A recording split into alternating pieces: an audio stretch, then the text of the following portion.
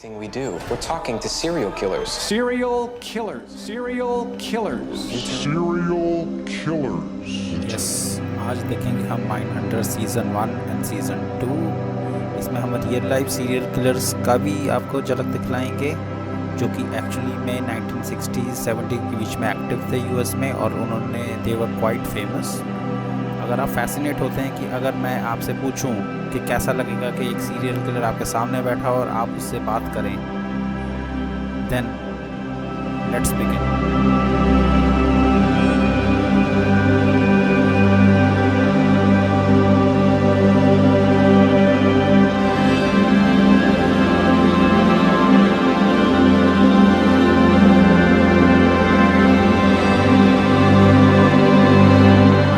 Season 1 जो revolve करता है one psychologist Wendy Carr and 2 FBI agents Holden and Bill Tench, जो कि FBI के बिहेवियरल साइंस वर्जीनिया यूएस के अंदर डिप्लॉयड हैं।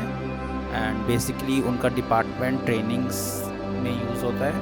उनका एक मकसद होता है कि दैट यूजुअली स्टार्टिंग में तो होल्डन और टेंच ये स्टार्ट करते हैं, जिसमें they want to study serial killers one by one and see कि उनका जो रिज़ल्ट है वो सीरियल किलर्स की स्टडी में कैसे काम आता है, क्योंकि FBI का तो मेन होता है कि किलर्स को पकड़ना और जेल में डालना, लेकिन दे वांट टू नो कि why the serial killer do that, क्या साइकी होती है।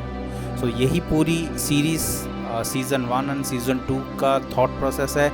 इसमें आपको 100 या किसी और सीरियल किलर, इवन 7 या फिर जोडियक की तरह स्लैशर मूवी नहीं है, गोर एंड ब्लड नहीं है। इट्स अबाउट द टेंशन, जो कि डायरेक्टर ने बहुत ही भली भांति से इसमें दिखाया गया है। जब इंटरव्यू होता है and when the serial killer start talking, so इसका बेस्ट पार्ट है जो होल्डन जो एजेंट है, इनिशियली जब वो जेरी ब्रूडोस के साथ कुछ टेक्निक अप्लाई करता है, उसमें से सक्सेस मिलता है, तो वो ही फील्स कनेक्टेड टू ये सारे सीरियल किलर से, ठीक है। लेकिन वो भूल जाता है वो किन लोगों से बात कर रहा है। वो उनकी ही लैंग्वेज में उनसे बात करता है। बिल टेंच जो उनका पार्टनर है, वो उसे मना भी करता है कि ऐसे डिस्कस करना, प्रोटोकॉल तोड़ना, बिकॉज हर इंटरव्यू का एक प्रोटोकॉल होता है, एक क्वेश्चनर होता है जिसको फॉलो करना होता है। लेकिन स्टिल होल्डन सोचता है कि वो बहुत स्मार्ट है, बहुत इंटेलिजेंट है, and so he tries to talk to the serial killers in his own way. And इसी प्रोसेस के अंदर जो एड कैंपर होता है, भाई फोड़ दिया इस बंदे ने, जो एक्टिंग करी है, द काम, द कंपोजर, जो उसका टोन है बात करने का, भाई सुपर्ब। सो आपको ये देखना चाहिए, specially for this character Ed Kemper. So coming back, so Holden जब उससे बात करता है तो उनके बीच में एक कनेक्शन सा बन जाता है।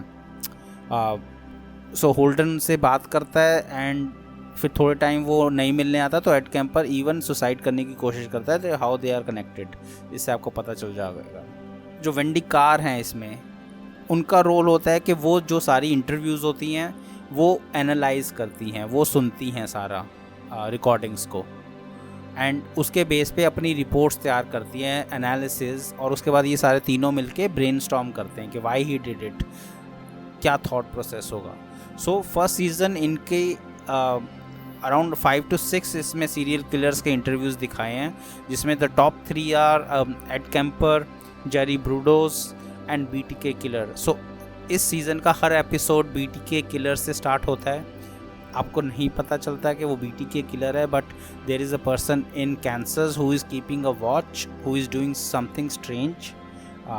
तो उसके थोड़े थोड़े क्लिप्स दिखाते हैं। तो एक स्पॉइलर है कि ये BTK किलर सीज़न 2 में पकड़ा जाएगा, लेकिन इनके स्पॉइलर दिखाते हैं, and those are very a parallel story जो ये बना रहे हैं। So overall direction, cinematography of the series is superb. लेकिन अगर आप देखना चाहते हैं कि सीरियल किलर इतने लोगों को मार रहा है, ये कर रहा है, देन आप थोड़ा इसमें निराश होंगे, क्योंकि it's all about the thought process, जो टेंशन बिल्डअप है, जो chilling nature of serial killers हैं, जो जब बताना शुरू करते हैं कि उन्हें कैसा लगा and why they do it, and why they did it again and again. So that was the shining star of this series and I would say must watch.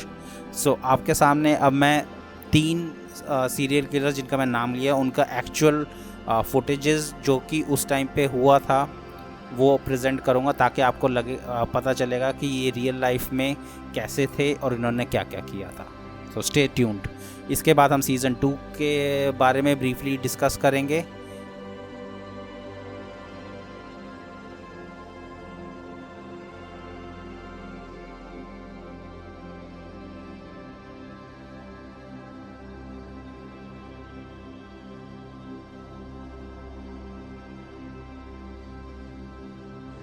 Ed Kemper was detained in a mental hospital from the age of 21 for the murder of his grandparents, but was later released on the advice of psychiatrists.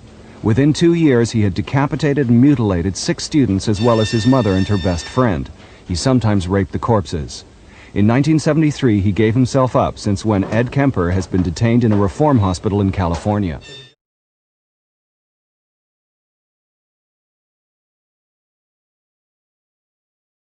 To make the public very concerned. We knew that we had a vicious killer out there somewhere. Where are these young women going? At that point, we didn't know much more. Well, it was a slow Saturday night, and they needed some. Jerome Henry Brudos.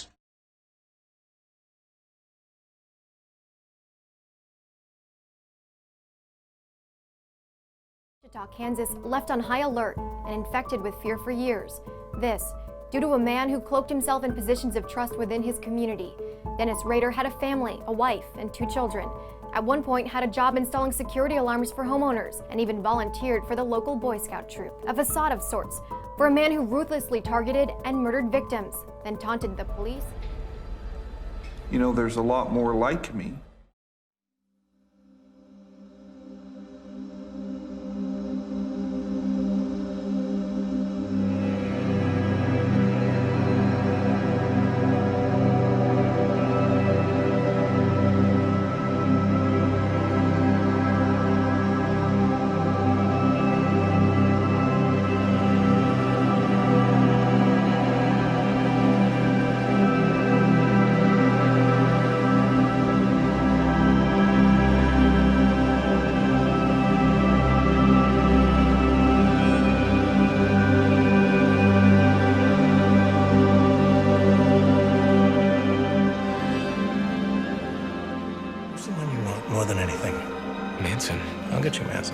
Season 2 start होता है बीटीके killer से.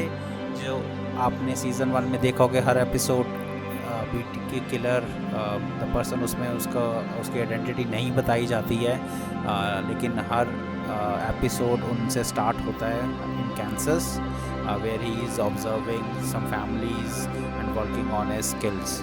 सो इसमें उसको elaborate करा जाता है जहाँ पे बताया जाता है कि BTK actually was famous for bind, torture and kill. So वो अब फैमिलीज़ पे अटैक कर चुका है और उसमें से एक विक्टिम बचता है.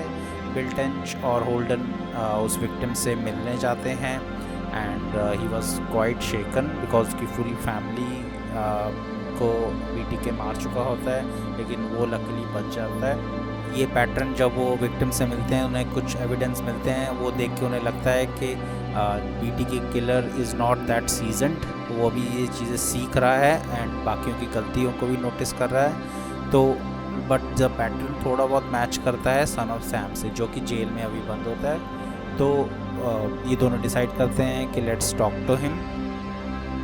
तो वो उससे मिलने जाते हैं और उससे जब बात करते करते पूछते हैं कि आपने ये क्यों किया था, तो सन ऑफ सैम ये बताता है कि उसके माइंड में कुछ आवाज़ें आती हैं जो बेसिकली नेबर्स के डॉग की है जो जिसने मुझसे ये करवाया.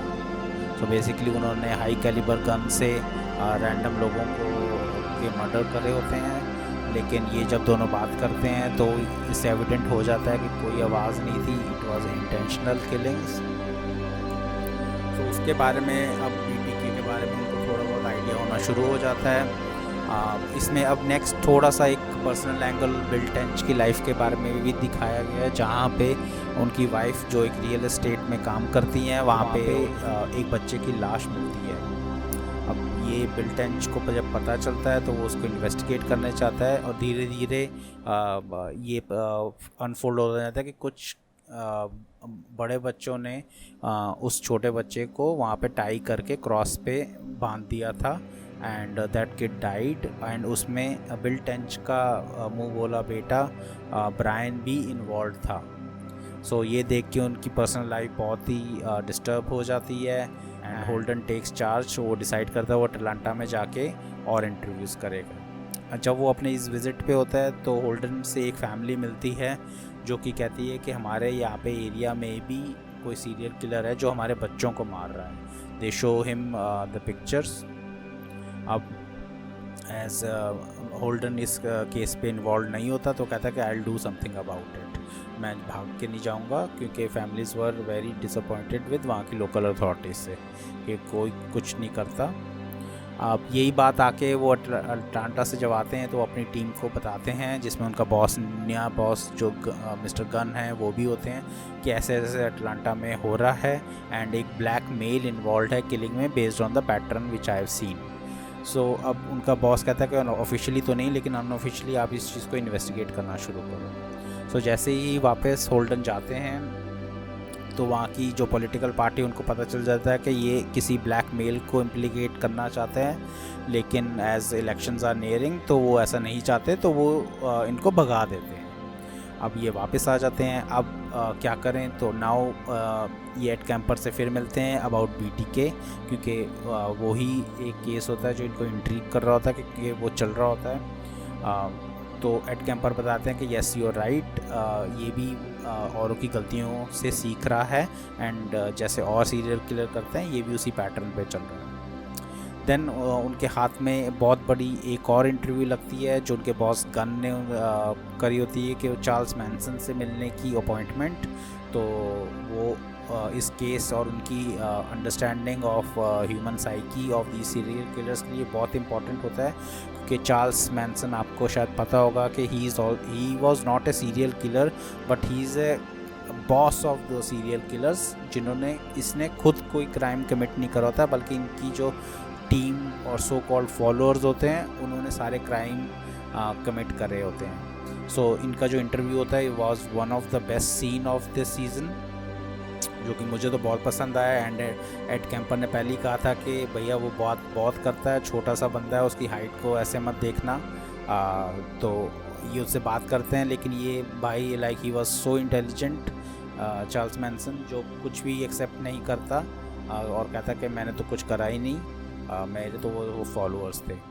अब होल्डन ये चार्ल्स मैनसन के एक फॉलोअर से जाके मिलता है एंड उससे जब बात करता है कि आपने ये क्यों मर्डर्स करे थे, तो उसको पता चल जाता है कि ये सारे ही साइकोपैथ हैं, लेकिन चार्ल्स मैनसन ने जस्ट टारगेट अपना बताया कि कैसे फैमिलीज़ को टारगेट करना है। तो किसी को भी बोलोगे जो साइकोपैथ होगा कि इनको मारना है, तो वो जाके मारेगा ही। सो यहाँ पे ये स्टोरी ख़त्म होती है इनके इंटरव्यूज़ में। अब तभी न्यूज़ आती है कि अटलांटा में एक और बच्चे का किडनैपिंग के बाद मर्डर हो गया है, तो अब उन्हें तो FBI की ज़रूरत पड़ेगी। तो अब FBI वहाँ पे ये जाते हैं दोनों कि लेट्स नाउ स्टार्ट इन्वेस्टिगेटिंग। अब कहाँ से स्टार्ट करें, क्योंकि ब्लैकमेल की बात है, लेकिन उनके पास ये क्लू होता है कि जो किलर होता है वो सारे डेड बॉडीज़ को नदी जो वहाँ पे अटलांटा में है वहाँ पे फेंक रहा होता है। अब वो पूरी नदी को तो चेक नहीं कर सकते, तो वो ट्राई करते हैं कि जो ब्रिजेज़ हैं उन पे पहरा रखे कि रात को जब कभी भी कोई आके सस्पिशियस वहाँ पे एक्टिविटी होती है तो उस चीज़ पे वो एक्ट करें। बहुत रातें गुजर जाती हैं एंड फाइनली उनको एक ब्रेक थ्रू मिलता है। यहाँ पे वेन विलियम आते हैं जिन पे उनका शक जाता है एंड ये सीज़न यहीं पे थोड़ा आगे बढ़ के ख़त्म होता है और आपको ये देखना पड़ेगा कि इसमें इज़ वेन विलियम इन्वॉल्व और नॉट, और कैसे आगे जाता है। BTK किलर को इसमें पकड़ लेते हैं क्योंकि he was giving information to press as well as police, लेकिन BTK किलर 2005 में पकड़ा जाता है, लेकिन इसमें दिखाते हैं। सो जो किलिंग्स है ये series is about in 79 and 1981। So BTK बहुत बाद में पकड़ा जाता है, लेकिन इसमें बताते हैं कि yes he was caught. So guys ये था रिव्यू सीज़न 1 एंड 2 का। होप आपको ये अच्छा लगा होगा। And this is a slow burner and the interviews were very intriguing, very chilling, and how it depicts के ह्यूमन लोग क्या क्या कर सकते हैं based on and how powerful they are, and कितना डार्क जा सकते हैं, किस लेवल तक जा सकते हैं। सो अगर आपको ये सीज़न अच्छा लगा तो प्लीज़ लाइक करिए, कमेंट करिए, सब्सक्राइब करिए मेरे चैनल को। This will give me encouragement कि मैं और ऐसे वीडियोस बनाऊं। तो see you till next video, bye bye.